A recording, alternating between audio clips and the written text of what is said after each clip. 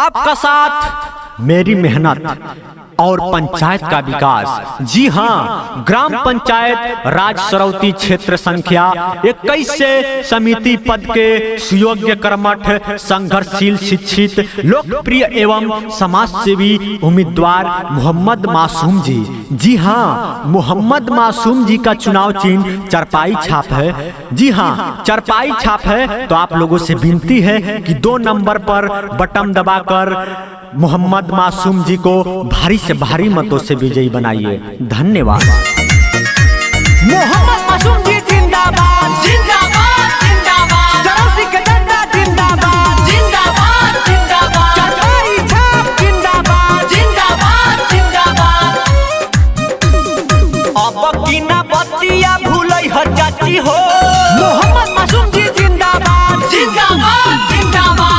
अब की ना बतिया भूलै ह चाची हो। मोहम्मद मासूम जी के समिति बनै ह चाची हो। क्रम संख्या 2 जन भूलै ह चाची हो। चारपाई छाप बटन दबाई ह चाची हो। मोहम्मद मासूम जी जिंदाबाद, जिंदाबाद, जिंदाबाद। सरौती के जनता जिंदाबाद, जिंदाबाद, जिंदाबाद। चारपाई छाप जिंदाबाद, जिंदाबाद, जिंदाबाद। मोहम्मद मासूम जी जिंदाबाद, जिंदाबाद, जिंदाबाद। कवना दुखिया गरीब लोग के होखे ना दी है उदास हो। ग्राम पंचायत राज सरौती क्षेत्र के नहीं पे बाटे है आस हो। मोहम्मद मासूम जी जिंदाबाद, जिंदाबाद, जिंदाबाद। कवनो हो दुखिया गरीब लोग के होखे ना दी है उदास हो। ग्राम पंचायत राज सरौती क्षेत्र के नहीं पे बाटे है आस हो।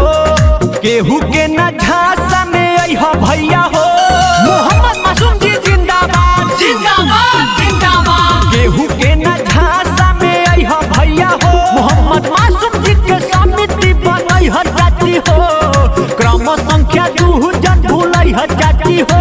चारपाई छाप बटन दबाई ह चाची हो। मोहम्मद मासूम जी जिंदाबाद, जिंदाबाद, जिंदाबाद। सरौती के जनता जिंदाबाद, जिंदाबाद, जिंदाबाद। चारपाई छाप जिंदाबाद, जिंदाबाद, जिंदाबाद। मोहम्मद मासूम जी जिंदाबाद, जिंदाबाद, जिंदाबाद। इनका कदम से कदम मिला के रउआ सब चहली जी।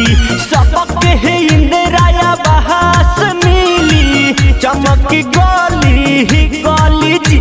मोहम्मद मासूम जी जिंदाबाद, जिंदाबाद, जिंदाबाद। इनका कदम से कदम मिला के रहुआ सब चहली जी। सबके इंदिराया बहास मिली चमक गली गली जी।